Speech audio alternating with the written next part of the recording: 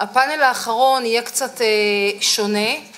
אנחנו החלטנו לעשות פאנל לסטודנטים הפעם. And I will switch to English because our panelists don't have the translator right now. The panel will be in English because maybe it will be a little difficult for us Israelis, but it will be also difficult for the Chinese as well. So this is a win-win situation, right? Okay, so some information about students in Israel and Chinese students in Israel and Israeli students that study China. So in Israel, there are right now about 20 Israel PhD students that are conducting research about China from ancient times to contemporary China. 26 more students study towards a master's degree. So we're talking about 20 plus 26 currently. The only information that I found is from the Tel Aviv University about the Chinese students. There are now 6 Chinese students who study towards a PhD degree in engineering, sciences, and also international relations. 15 more towards a master's degree. So, if I'm not mistaken, there are about 160 Chinese students total in 2017. So, I would like to introduce our panelists.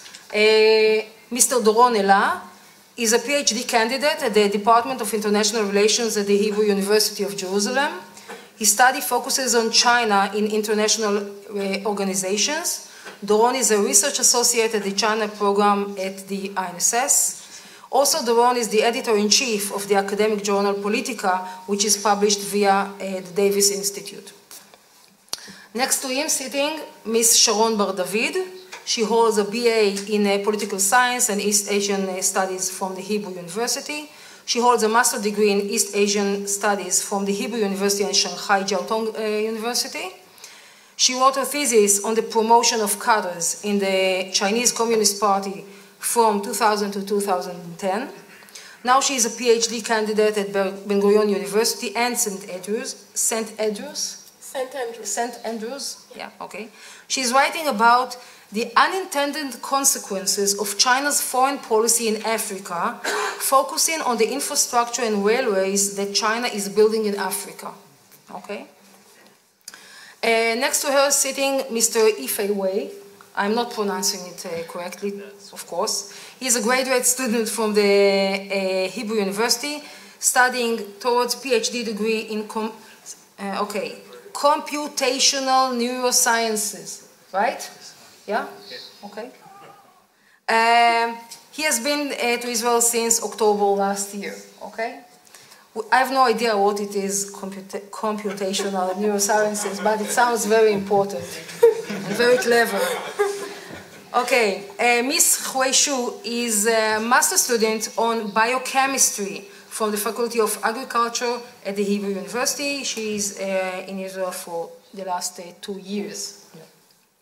And Mr. Lior Jie, he's a second-year MA student from Beijing, majoring in marine geosciences.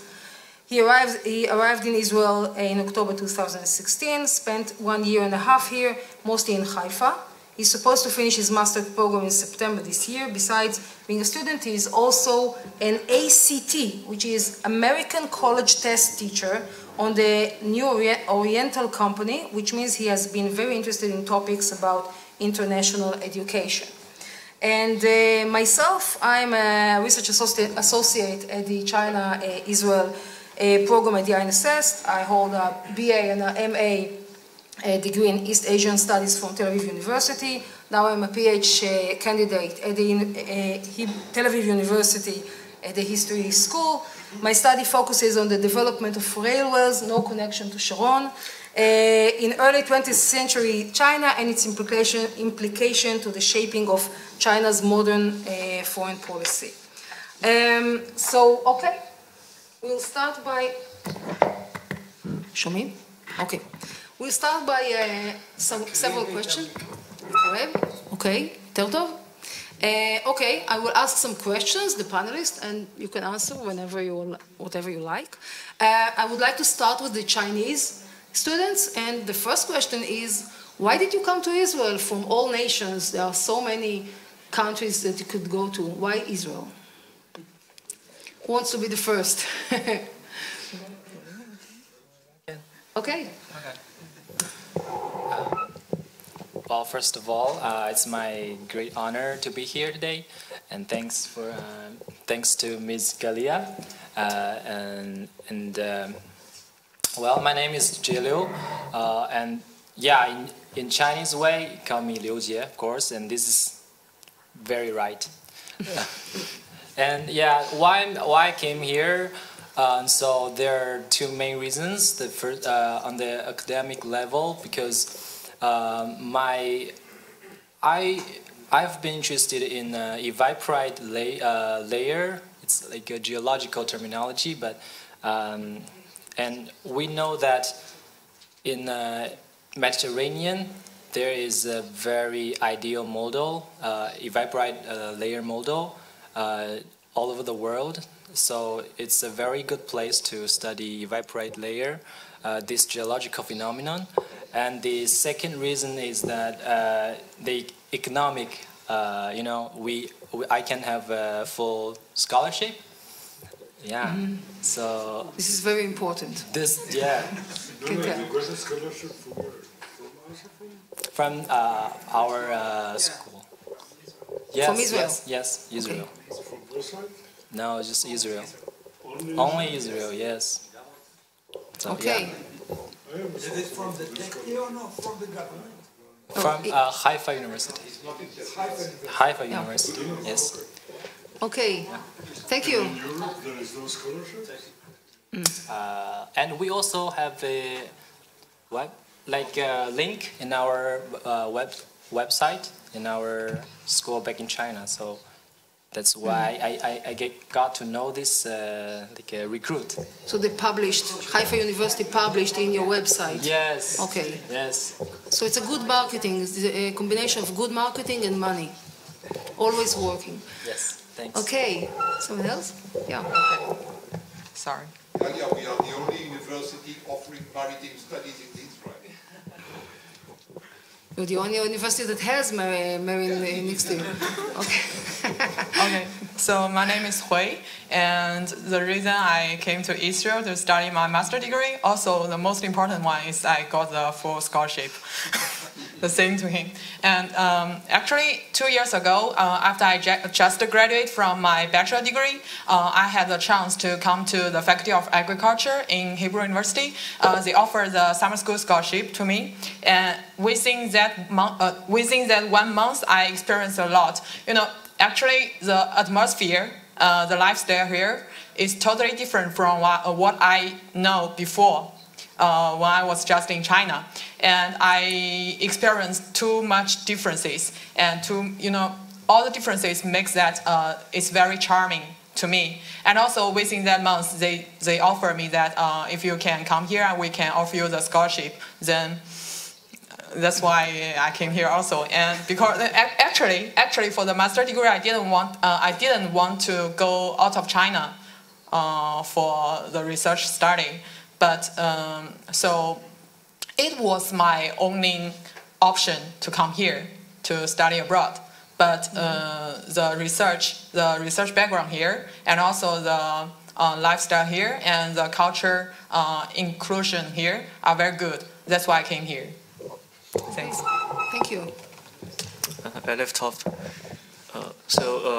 So the reason why I came here is so everybody knows that artificial intelligence is really popular today, and so everything was involved from neuroscience, from like a human visual system.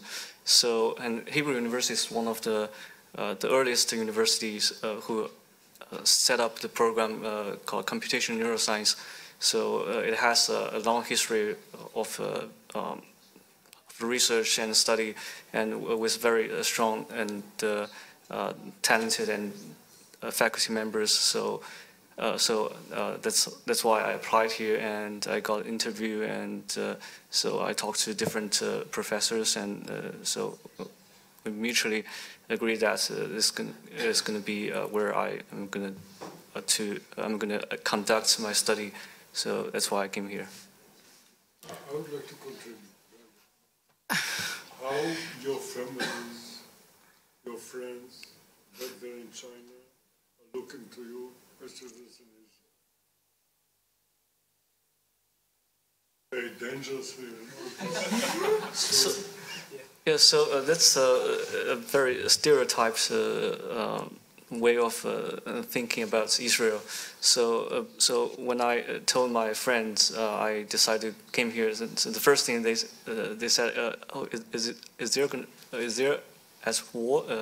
Is Israel at war with its neighbors?" And so because before I came here, even before I was interviewed by professors here, I did some research and online. So you can Google everything nowadays. So I found it's very safe here. So and I showed them the website I found, the information I found online, and they said, "Okay, that's a nice place. Maybe I'm gonna visit you someday. Maybe I'm gonna travel there someday." Another reason is, there's a lot of like media on cell phones, and some people they wrote articles, and for example, like students here wrote articles about Israel and introducing Israel to Chinese. So we spread those articles by share with friends. So a lot of people have like second-hand information about Israel, and they kind of they switch their mind. So in the past, we always heard Israel from news. There's some conflicts, there's some bombing or like suicide bombing.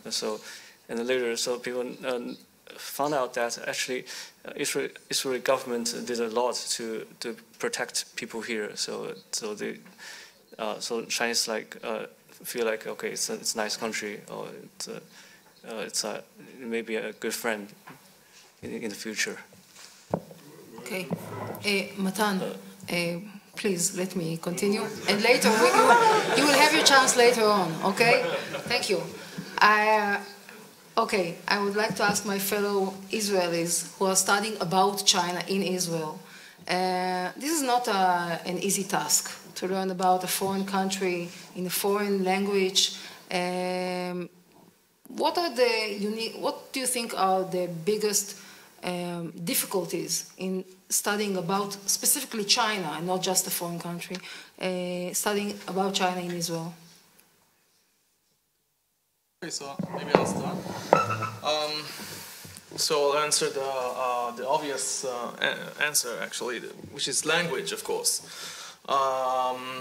In order to study China efficiently, you have to know Chinese, and you have to know how to read Chinese specifically, because it is expected of you to use Chinese sources, and not just internet sources that are in Chinese. That's you can just use Google Translate, but you need to use academic journals and academic writing in Chinese in order to succeed in our academic pursuits.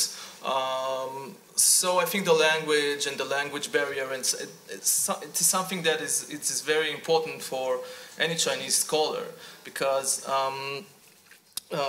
it's not a language that you can learn for maybe 2 years and acquire proficiency in. You have to learn it very thoroughly for a long time, and maybe travel abroad to China and study Chinese in China, because this is something that is much more efficient than studying Chinese in Israel or any foreign non-Chinese speaking country. So this is maybe the most prominent challenge that a China scholar has here in Israel, and I think everywhere else that is not speaking Chinese. Okay. Okay. Okay. Sharon? Yeah, I agree with Doron. I think the language barrier is the most difficult challenge. And I think that unlike India or Africa, in China there's not a lot of data and knowledge in English. All the rich knowledge is in Chinese, and you have to know Chinese at a certain level, like HSK 5 or 6, in order to make something meaningful. So I agree. Okay. I would like to add another thing, except for the language barrier, which is, of course, obvious. What about the teachers? Okay, there are not, for those of you who don't know, there are not many teachers in Israel that can teach about China, especially not contemporary China. So I find it really difficult to find someone to speak to. I was very happy, for example, to learn about Sharon, her research is not very similar, but on the same topic as mine generally. So it is very hard to find someone to talk to about your research. So how do you compensate for that? So maybe I fully agree with Galia. There aren't many contemporary Chinese scholars in Israel. There are much more in Europe and the US. So one thing that you can compensate is just by reaching out and speaking to foreign scholars. For example, one member of my committee, of my PhD committee, is a Chinese scholar that deals with contemporary China, but however he is at Griffith University in Australia. And whenever we convene, the committee convenes, he's on Skype. So this is one way how you can compensate. However, there is, I think there is well, you can leverage this. So now that I'm in an advanced stage in my PhD, I can say that I'm one of the, like there aren't many people in Israel that can actually analyze contemporary China, Chinese foreign affairs, Chinese politics. So this is an advantage for me, and I think also for Sharon, that when we get to this stage right now as PhD students that are about to finish their PhD, I think we'll have our place here in Israel, unlike other people that study issues that a lot of people study. So this is an advantage that can be. In my opinion, the prominent problem is not on the BA studies. It's especially on MA and PhD, and it's a bit of, I think we can call it anomaly, because most of the people, at least I know, that come to study, want to study East Asian studies and China specifically, wants to understand contemporary China. And eventually, when they finish their BA and they want to find an advisor for MA, they find it very difficult. And a lot of them just pass and find different maybe subjects or areas to research. One of the reasons is that East Asian studies in Israel is usually subordinated to a school of history, and it really puts the whole thing in historical context, and not social science that are much more contemporary. And there's very little students that are able to find an advisor or a judge or someone that can assess their work in contemporary China in Israel, and they have to go to maybe China, or I find my current advisor in Edinburgh. So it's a you have to really want it very, very much. And there's also like derogatory remarks on scholars that research contemporary China. Sometimes in the School of History, I heard like people tell me, you do journalism, and it's not like really serious research, historical research. If you research contemporary China, it's like journalism, and that's a bit problematic. Okay, thank you. So we spoke about our difficulties. I would like our Chinese fellows to speak about their challenges. How do you see the studying in Israel? You must having a really hard time here, not only because of language. So what kind of difficulties did you meet?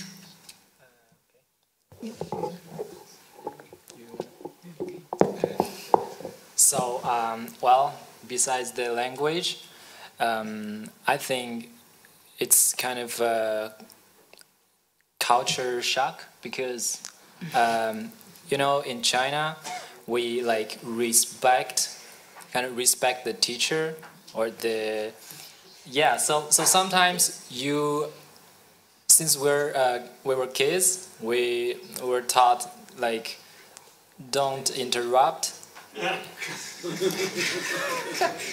Yeah, maybe, especially in maybe in class or something. But in Israel or in because I lived in USA for 1 year and a half, and you don't have this problem because students can ask questions anytime they want.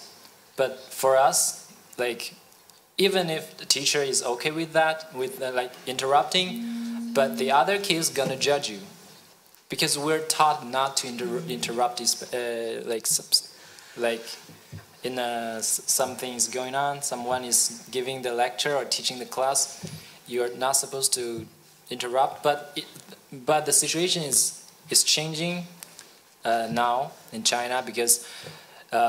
We also I've noticed this problem. Our teachers now actually encourage students to ask questions during the courses. So this is a good change. But still, for us, we still have this culture like left inside of us. So that's maybe a problem. And the other thing is like. Chinese, I forgot the speaker's name in the first panel.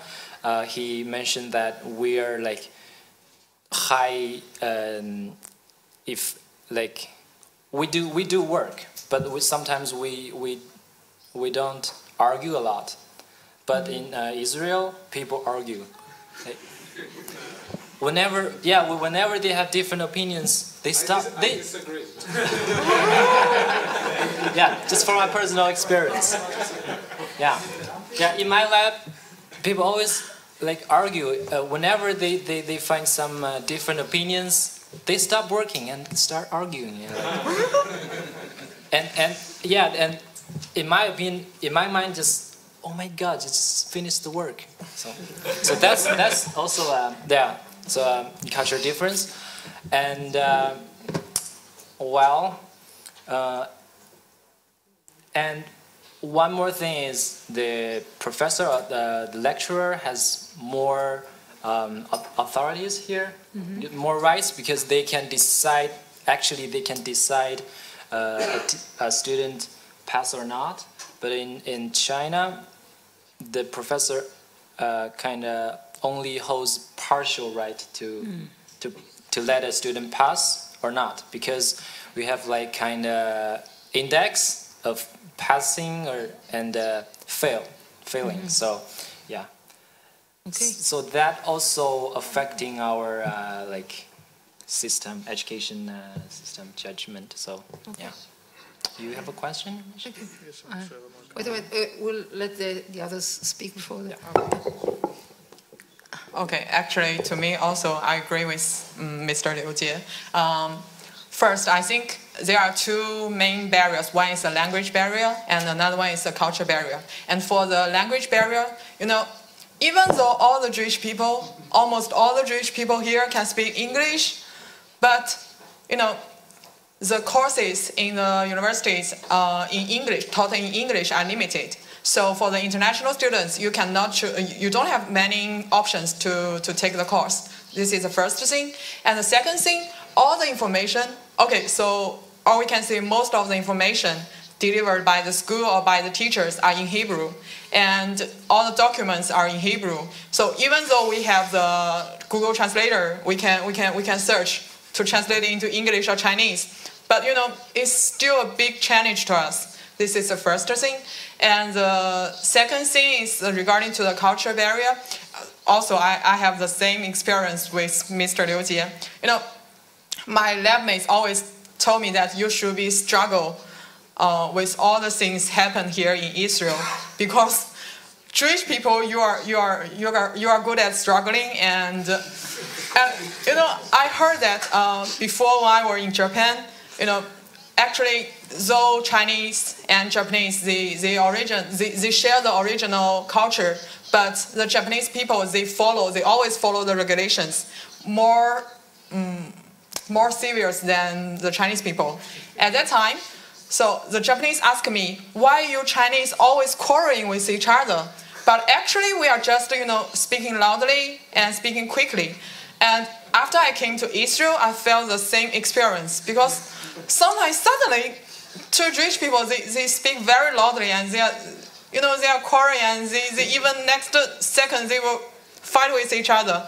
And they told me they are just arguing or debating with some, just some small problem. And also when I went to the governmental office to deal with my driving license or something like that, I always met, some quarreling with the Jewish people with the officers, and that sounds strange to me, because I don't understand what they are talking about.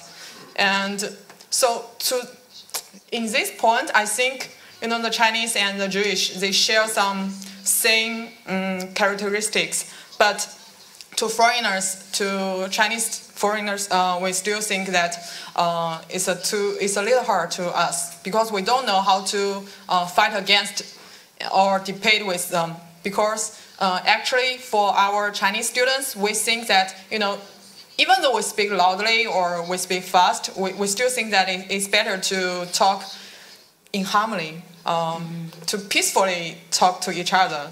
That is what I think. Thanks.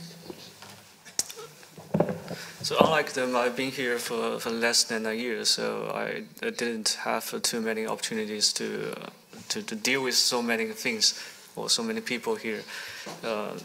So I second their opinions in terms of language barrier and the culture shock. And another thing, I'm not sure if my observation is right. So it seems like everything here is negotiable. So even though things are written white and black on papers, so it really annoys me.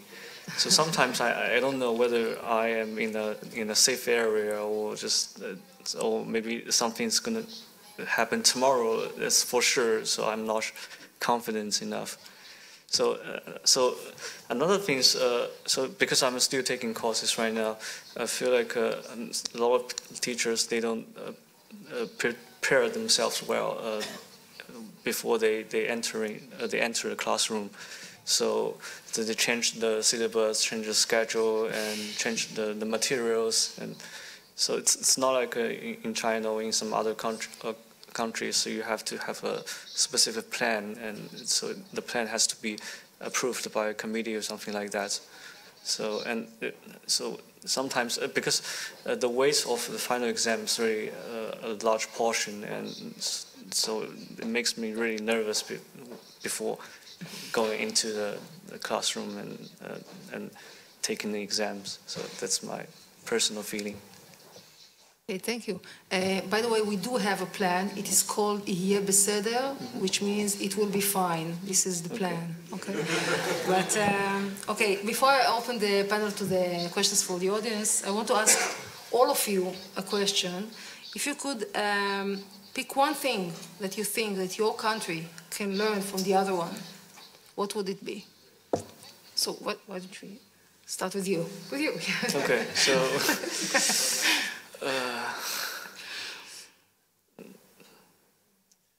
learn from Israel. So I think. What would you like China to learn from Israel? So I think I'm not sure about some others. My personal experience is that I feel like Israeli are really brave to make steps. Mm-hmm. So and I feel like Israeli are not afraid of challenging themselves. So I think many Chinese are very conservative and afraid of changing. Okay. So I think that's the most important thing we have to learn from Israel. Okay. Okay. To me, there are 2 points. One is similar to his opinion, is questioning to challenge not just yourself but also the other people, because it's true that we'd like to follow others' opinions, and actually to me, I also think it's not so good. And though, sometimes questioning make other people feel a little uncomfortable, but actually it is beneficial, much more beneficial than just following the other's opinion. And second one is, I think the most important is the innovation.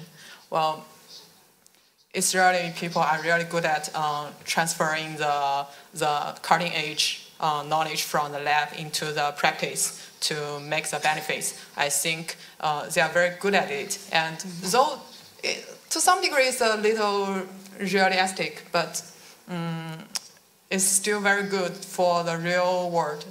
I think it's very good. Well, for me, just no matter how small the size you are, just take advantage of your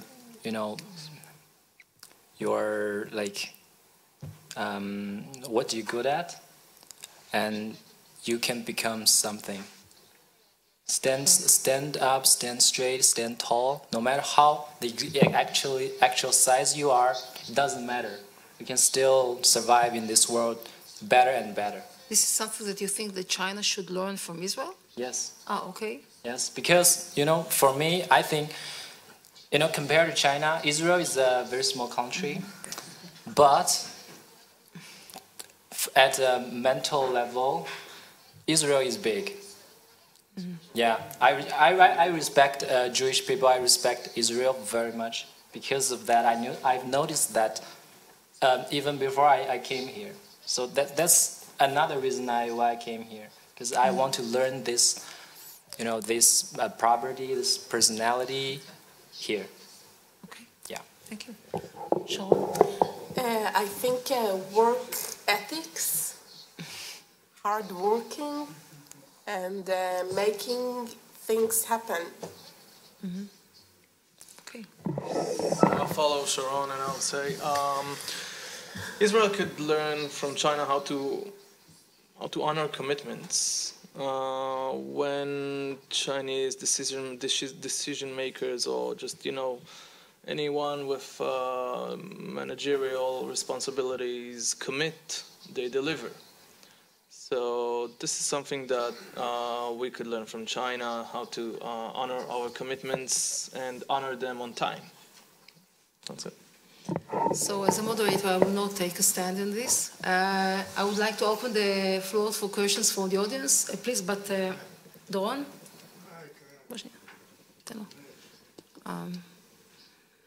תן לו בבקשה. Okay. You said what's the difference? I am asking, especially the Chinese one, is there is something in common in our society and your society? Something in common.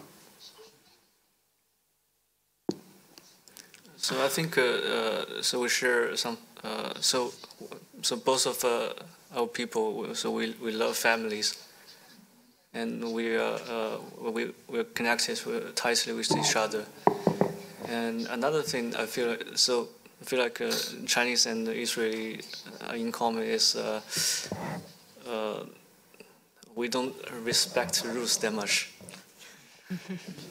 Respect what? Rules.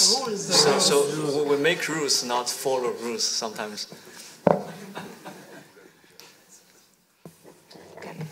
I want to add one thing is that we're both smart. Good reply. Regarding to the, I think I want to add one more thing regarding to the tradition, because I think Jewish and also our Chinese are the most ancient groups in the world, the two most ancient groups in the world, and I communicate a lot with my local friends. Well, Jewish people are really, focused on the education.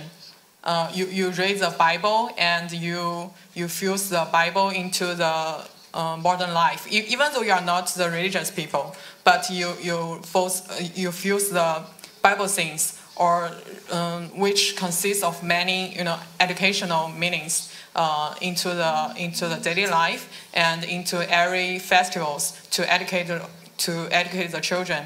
And also for us Chinese people, we also have different kinds of traditional festivals, and for different festivals we have different stories, which also has the educational meanings.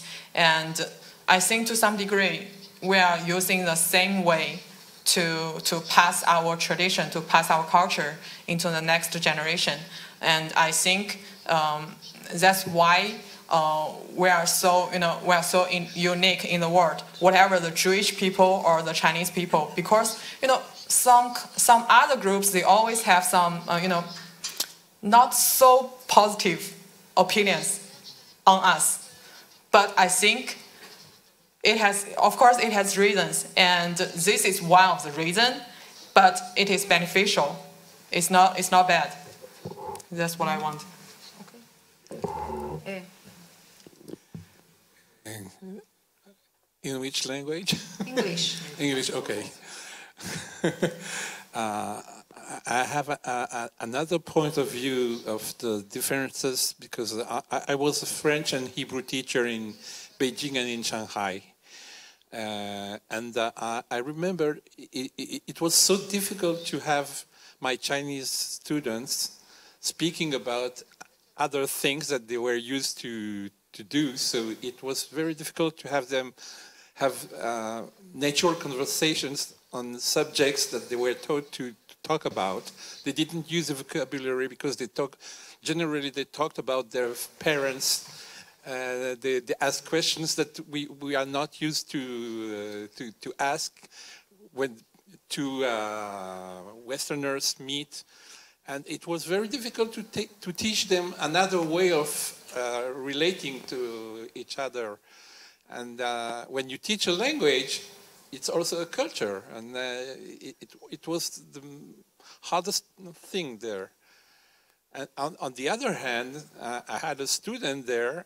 And even though we didn't speak the same language and we didn't have the same culture, I understood that it's very, very, very easy when you have someone with the same sensitivity, you can really overcome this difference. And another point is, well, I forgot. Do you have a question? Is there a question? Well, it's if you have this problem when you come to asking questions about the civilization, and the cultural gap is something that you have to learn, and you have to learn this even before or after you go to the country, I started to learn Chinese culture now, and I see that I was, for 4 years I stayed in China, and I did not realize that I didn't know things, very basic things about the culture. And now I understand better. So I ask if you have this problem when you are here, that you try to communicate, but you don't have the same channels, the same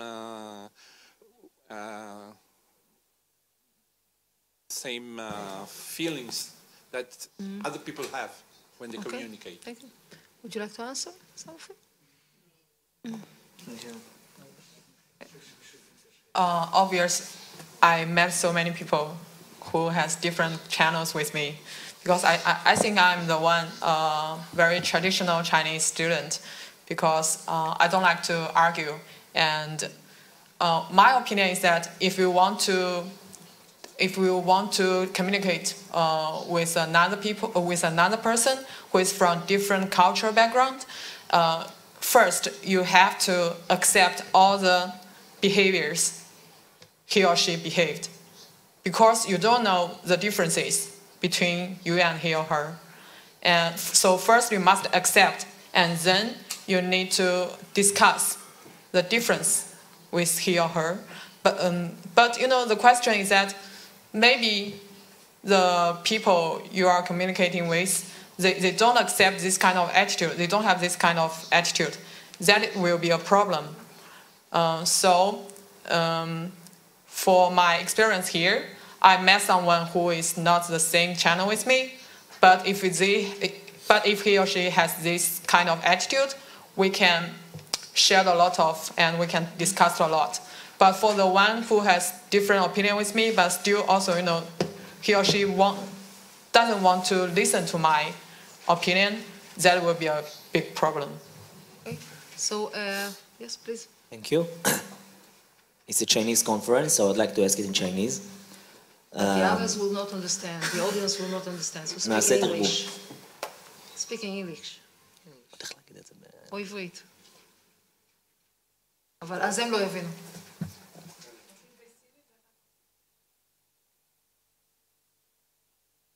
以色列算一个创新国家，然后我从中国回来了，我觉得一个大的原因是因为以色列的学生年龄比较大，他们开始学习的时候是他们先去军队当兵，一会儿他们去旅游，然后他们开始学习。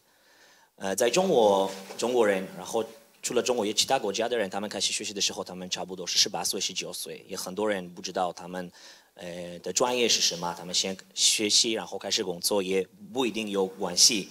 我要知道，你们觉得这个有影响对一个学生的能力？因为如果他已经在工作，他的年龄比较大，他们已经有一些梦想他要做的，然后他学习很做的有影响，还是觉得没有什么关系 ？My question is about in Israel when we start to study we are a bit like we're older than other places in the world, and I would like to know if it's influence, if you think it's influence or what the Israelis doing while they studied, and if it's also have influence about the idea of Israel to be an innovation country, because people that studying and they are more mature, maybe they have more ideas or things that they already want to do during their studying.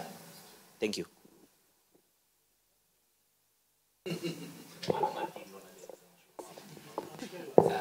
Okay.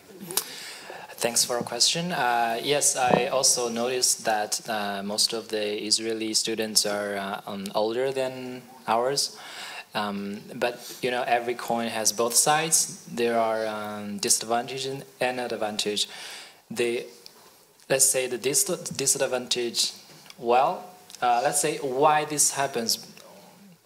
So because the maybe 3-year military service and many things, family, yeah. But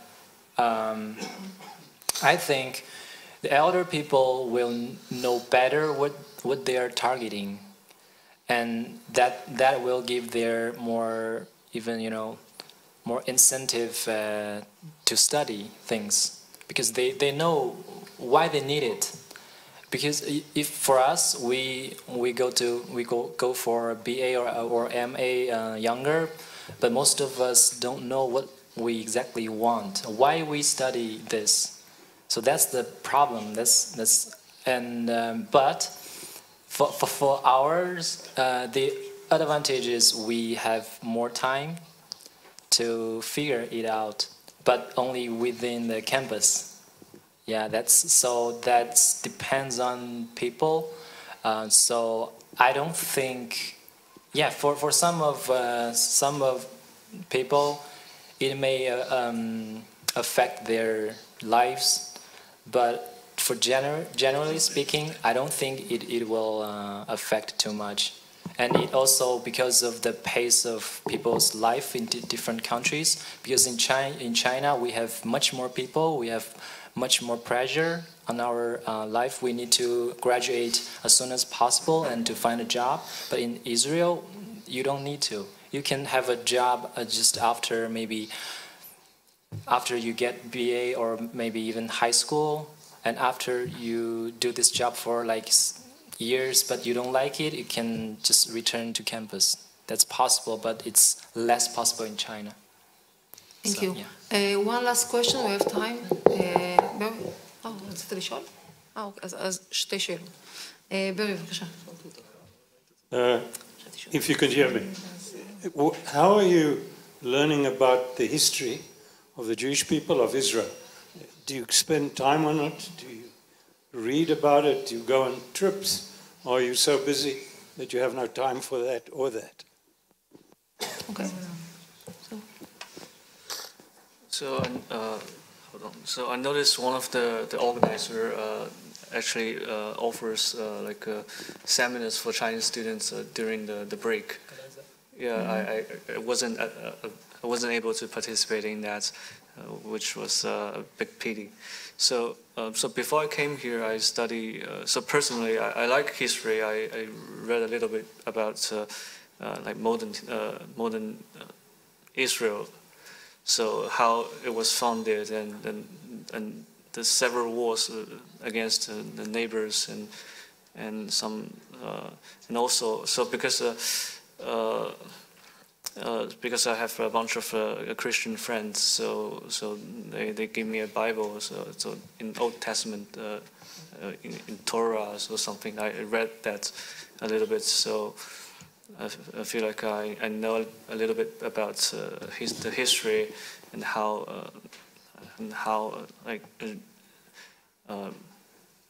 Jewish people scattered into the different part of the world. So that's a long story. So I couldn't remember everything, but it's interesting to learn. Okay, thank you. Okay. So actually, I have to admit that before I came to Israel, I know nothing about Israel and also the Jewish. But after I came here, I learned just some of the history because I traveled a lot in the historical sites, whatever the Christian historical sites or the Jewish sites. And the most important thing is that even though you don't travel a lot, you will find that the Jewish history links the modern Jewish life tightly. For example, the days, it starts from the Sunday. The 1 week starts from Sunday rather than Monday, and also one day starts from the sunset 1 day before. All the things, and also you have the kosher food. You don't eat shrimps, which I don't understand why. And also the fish, you have too many limitations in your daily life, and all this linked tightly with your history. You have all kind of stories regarding to this, and also in too much vacation here. And for each vacation, for each festival, you also have your own, your own way to celebrate it, and you have your own story. And whatever you want to learn or not, you will hear about some. from your local friends or from your lab mates, and this makes foreign students here to feel interesting, and maybe they will be interested in why this happened, and they will look for the reasons and look for the history, and by reading on their own rather than hearing from other people. And this is what I experienced for the last 2 years. Okay. Thank you. Did? My question is more to the modern day Israel. Do you follow political life in Israel? Do you follow, for example, what happens between us and the Palestinians? And if you had the right to vote in Israel, do you know how you would vote in the next elections? I don't ask you to tell me, but do you know how would you vote? Okay. We don't have that fluency here. So if you know who to vote, tell us.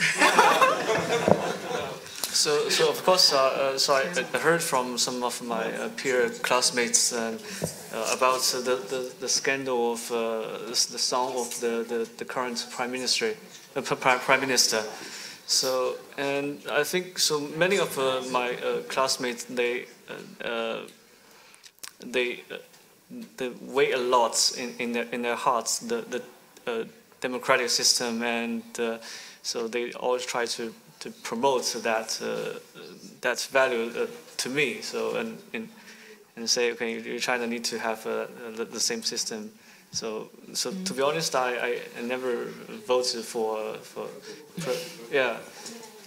voted for president or prime minister. So I don't know who I am gonna vote.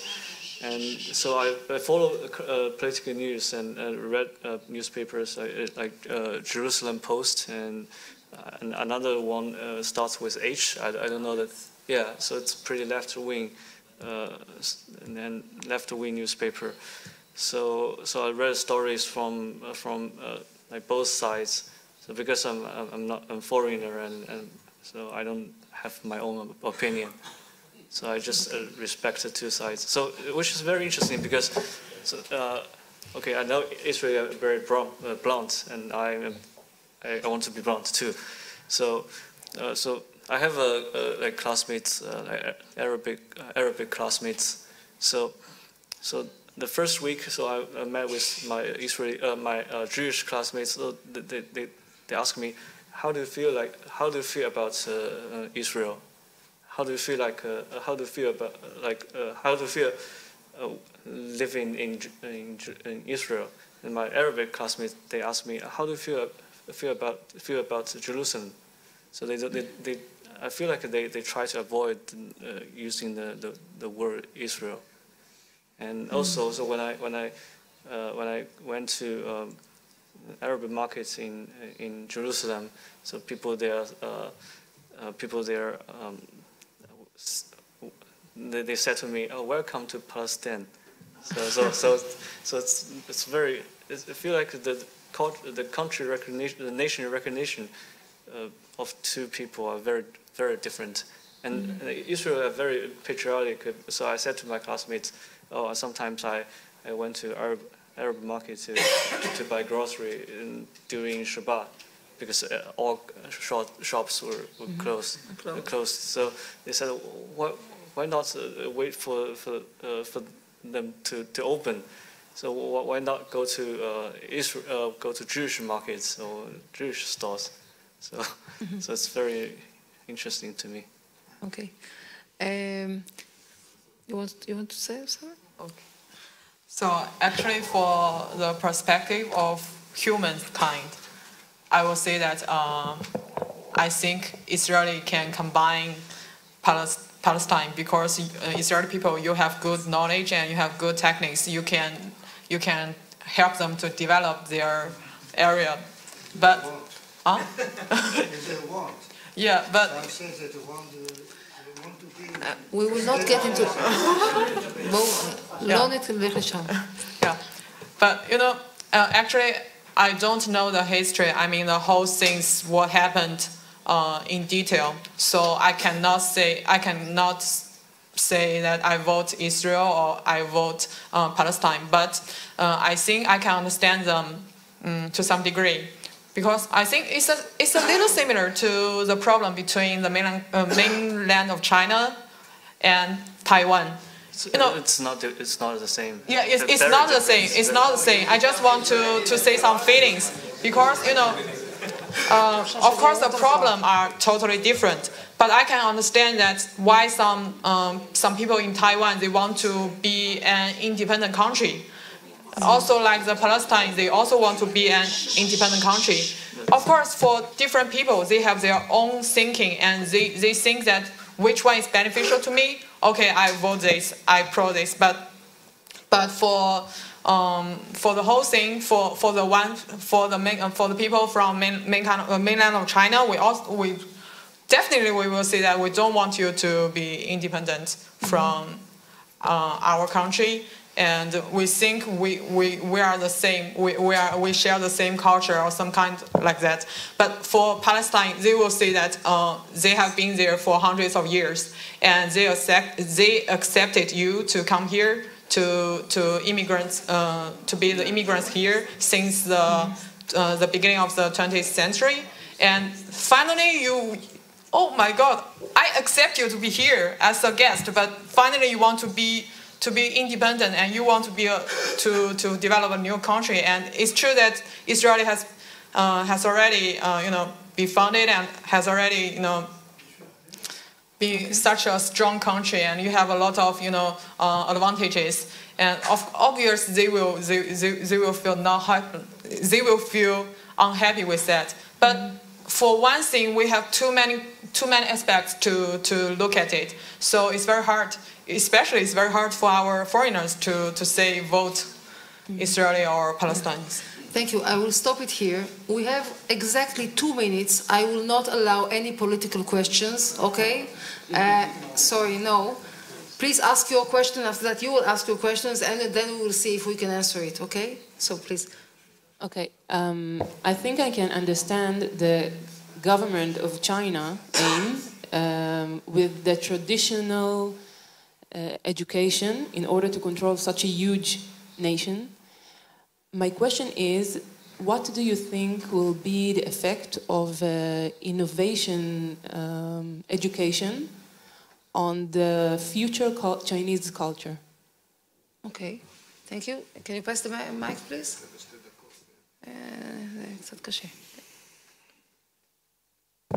So I think the Chinese are very innovative, unlike many people outside say, oh, they're not, because when the economy was transformed from centralized economy to market economy, and many businesses, different kinds of business emerged, and nowadays because of the internet economy, internet business, many different types of way to do business appeared, and most of them I feel like I couldn't imagine. So I think innovation is not something you can teach, you can educate. So because nowadays Chinese open the markets, open the gates of the nation, and many people have opportunities to go to different parts of the world and observe different way of living, different way of doing business, and so such knowledge finally has been incorporated into blood, into DNA, and so innovation gradually evolved. Okay. Thank you. A last question here. My question is about your social life. Do you have any Israeli friends? Is your social life, do you see the Israelis are welcoming you? Does your social life only with Israeli, the connection with Israelis are only on the studying level, or outside it, or going together to cinema parties or whatever. Okay. Okay, thanks for a question. Actually, I do have Israel friends. Well, partially because I'm living in an apartment which has 6 people. Yeah, and you know, for me, the biggest problem of having a, let's say, foreigner friends is that I don't know many words of like daily stuff. Like I only know ginger, onion, something like that. But I didn't know hummus. Yeah, yeah. If I wanna talk about the food with friends, foreigner friends, like Jewish friends, I don't know how to say it. I didn't know how to start the topic, the daily topic. Of course, I cannot talk about academic topic in my daily life. So that's the thing. But I do have social life like after class, because I joined the bar, I joined the party, but if I want to make very close Israeli friends, it will become much harder because of the language, because of the culture, because you have a kosher and something religious which we don't have. We may talk about that, but we don't have the common culture. I think that matters. Mm-hmm. But we do have, yeah, but not too much. Yes. Okay. So, I would like to. Can I add one more thing? Yes. So it's very hard to have a social life in Jerusalem. So I feel like so I came here and many my class. So all my classmates are very warm-hearted, and they are willing to lend their hand to me, like international students. But I feel like they already have their own life cycle, and they have their own friends. When they finish their school, they go back home and they spend time with their own friends. So it's very hard for me to get involved. So language is one thing, and so the reason the fact that they already had their cycle is another barrier. Thank you. Okay. I would like to thank you all for coming here, all the panelists first and the audience, of course, that are listening to us. And we finish this panel now, and I would like to ask now Mr. Brigadier General Asaf Orion to conclude. Thank you.